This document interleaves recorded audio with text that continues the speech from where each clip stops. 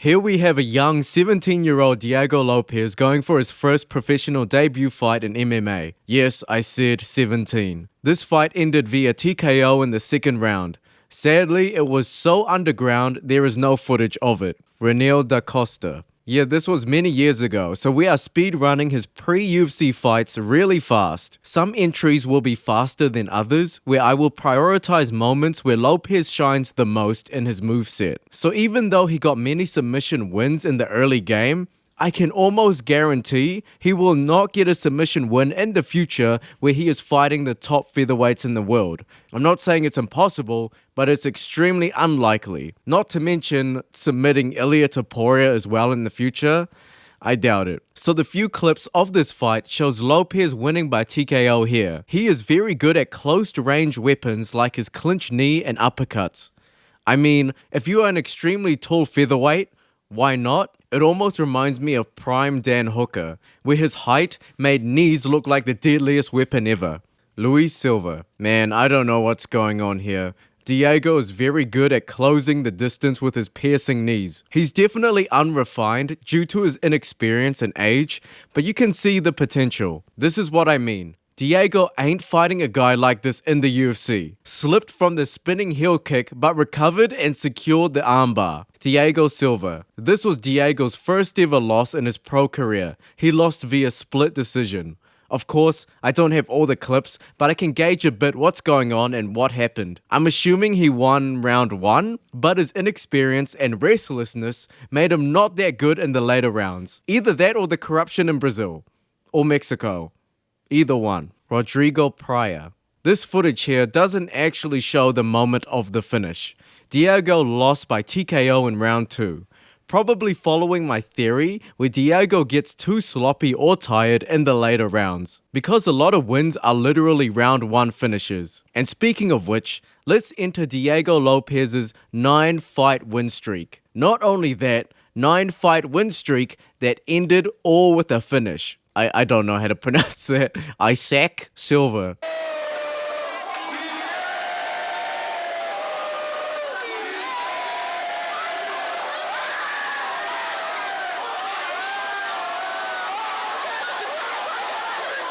Sorry for the ear rape, but this is what I needed to deal with in editing, so you have to deal with it too. Diego shows a bit more fight IQ, where he doesn't rush a combination that will finish the fight. He actually keeps his distance and sometimes baits for a grab.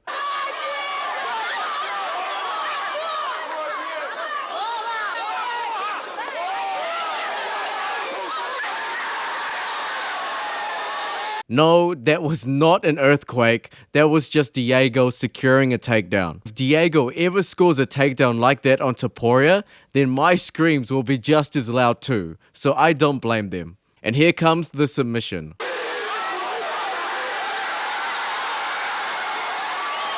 If you couldn't see it clearly, it was a rear naked choke. Jose Roberto dos Santos. There was no footage of this fight, but it ended with a round 1 TKO. Duda Sales. This is where Diego debuted as a bantamweight fighter. Yes, this 6-foot, 19-year-old managed to cut down to bantamweight. And he's not like a Sean O'Malley or even an Adesanya for his prospective weight class. He comes in rushing for the finish and gets it done. That was almost like a Chimaev-like fight there. Submission by heel hook. Gilberto dos Santos Pantoja. This was the only footage of the fight and it didn't record the final finish. Diego won by triangle choke. He follows the same pattern as Topuria, where in his early professional career, he was submitting people and then suddenly KOing people in the UFC. Luis Torres. Yep, that's it. Fair enough.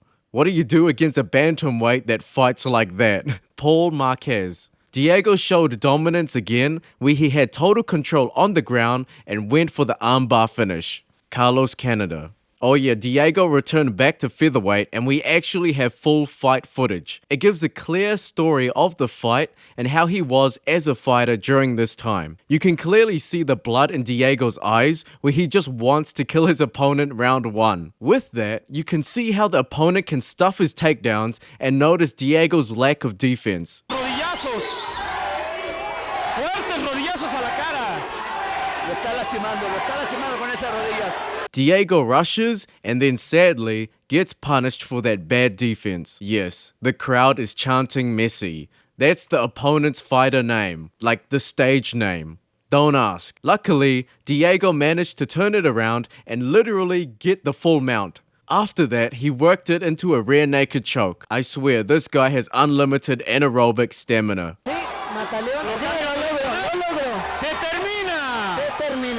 Raul Nayera Ocampo. Yep, it's back to the clips, but it just shows how Diego is literally glued to the guy. He doesn't let go until you are done. Isaac Reles. Diego responds to a leg kick with a single leg. Diego is so powerful at his weight class where the opponent can't keep up with anything. He gets the rear naked choke again and wins the JFL Featherweight Championship. Amir Uzukayev. This wasn't good because Lopes cut down to bantamweight again for some reason and lost. There goes the winning streak as well. And maybe his chin too? Maybe? He touches his throat a lot. Good thing this got debunked pretty recently too.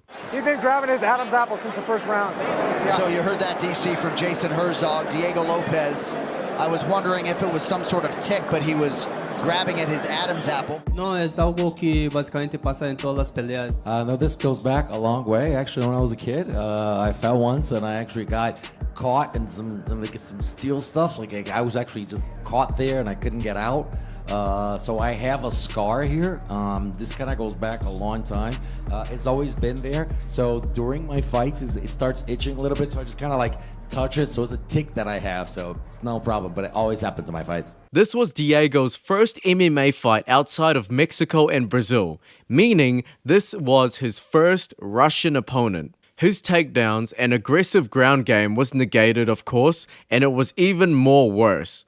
The longer the fight, the more tired Lopes got, which led to the KO.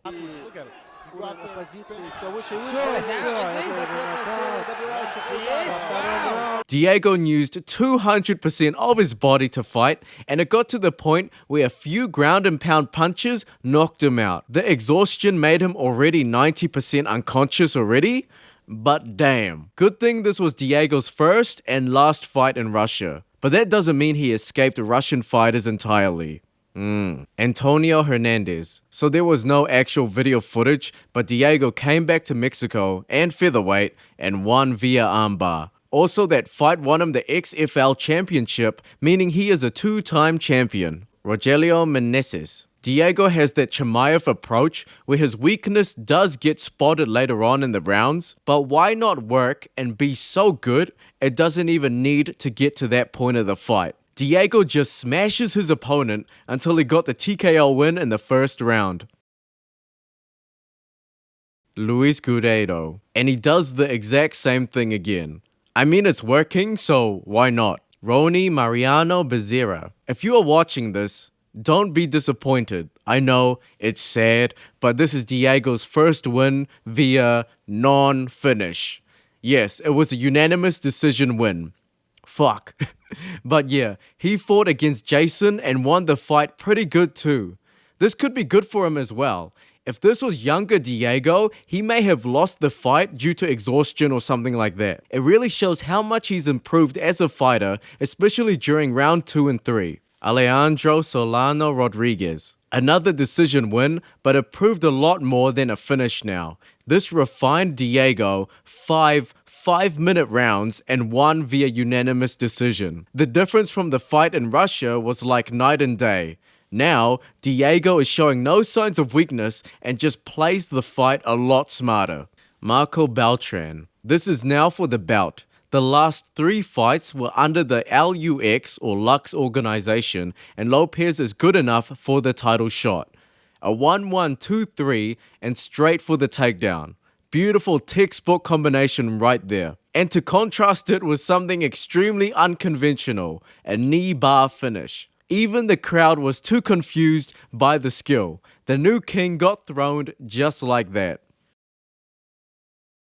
Maceo Fullen. I can't find any good video footage, but Diego defended the bout and won via armbar. The surprising part is that Diego won that in round 3. The first time he finished an opponent that wasn't in round 1 or 2. But is it enough for his next endeavor though? Joanderson Brito. Yes, Diego now goes for the Dana White Contender Series and proves to the world how good he is. Sadly, it did not go that way. For the first 2 rounds, Diego did prove himself to be very good, but the opponent was a lot better on the ground and held himself very good in the stand-up. Diego had moments to shine, but his opponent was just too much and higher leveled. And here comes the bullshit. Start of round 3 begins and... yeah. Everyone thought it was going to be a DQ because Brito was told off by the judge for eye poking a lot already. So then maybe it's not a DQ. At worst, it might just be a no contest. But it ended up being, yeah, a technical unanimous decision win. Where, actually, I don't actually know what's going on. I guess they ruled it as a fight being finished. This is what the Wikipedia said. Brito was deducted 1 point in round 3 due to an eye poke which rendered Lopes unable to continue. So Brito won because he was winning the fight up until that point anyway. Yeah, okay, I guess. I had no idea that was even a thing. Nate Richardson. Diego Lopes goes to Fury FC to at least dominate there so it can warrant him another shot in the UFC. But he lost by split decision. That's back-to-back losses for Diego for the first time.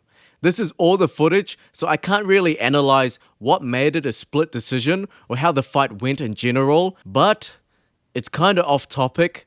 But red versus blue gloves kinda goes hard. Ken Glenn.